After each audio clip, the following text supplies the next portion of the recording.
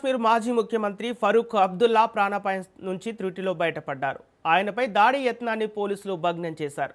నిన్న జమ్మూ కాశ్మీర్లోని గ్రేటర్ కైలాష్ వద్ద ఒక పెళ్లి వేడుకకు హాజరై వెనుదిరుగుతుండగా ఈ ఘటన జరిగింది. పెళ్లి జరిగిన రాయల్ పార్కు ప్రాంగణంలో పొంచి ఉన్న దుండగుడు అబ్దుల్లాపై పిస్టల్తో కాల్పులకు ప్రయత్నించాడు.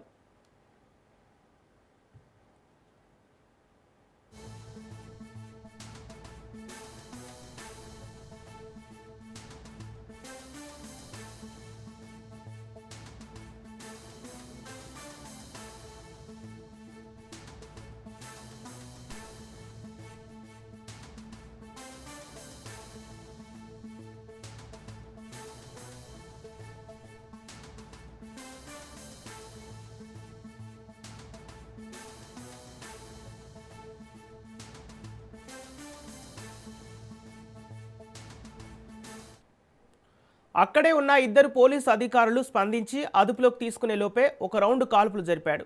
అయితే ఫరూక్ అబ్దుల్లాకు గాని ఆయన వెంటే ఉన్న ఉప ముఖ్యమంత్రి సురీందర్ చౌదరికి గాని ఎలాంటి గాయాలు కాలేదు. దుండుగున్ని అదుపులోకి తీసుకున్నామని, అతన్ని జమ్మూలోని పురాణి మండికి చెందిన కమల్ సింగ్గా గుర్తించామని పోలీసులు తెలిపారు. ఇక ఇదే అంశానికి సంబంధించి పూర్తి డీటెయిల్స్ మా ప్రతినిధి పవన్ అందిస్తారు.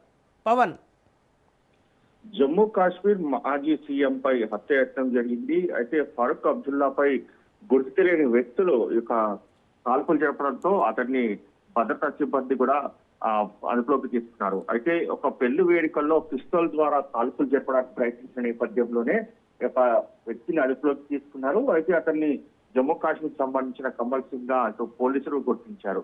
అయితే సురక్షితంగా దీనికి సంబంధించి ఇటు సీఎం తో పాటు డిప్యూటీ సీఎం కూడా ప్రమాదం కూడా తప్పిందనుకోవచ్చు. అతను అప్పటికే పిస్తల్ తీసి కాల్పులు జరపడానికి ప్రయత్నించిన నేపథ్యంలో పట్టుకోవడానికి ప్రయత్నించారు. అప్పటికే అతను కాల్పులు కూడా జరిపినట్టుగా దీనికి సంబంధించి ప్రత్యక్ష సాక్షి కూడా చెప్తున్న పరిస్థితి కనిపిస్తుంది. ఇదంతా కూడా ఒక పెళ్లి వేడుకల వద్ద ఈ యొక్క ఘటన కూడా చోటు చేసుకుంది.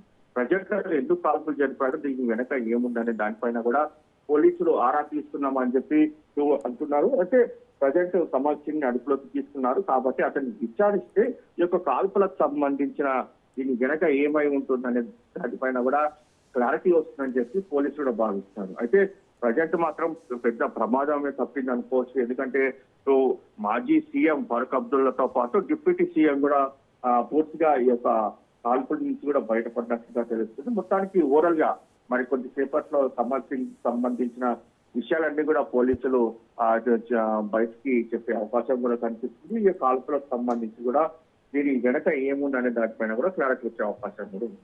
Okay, right, thank you Pawan.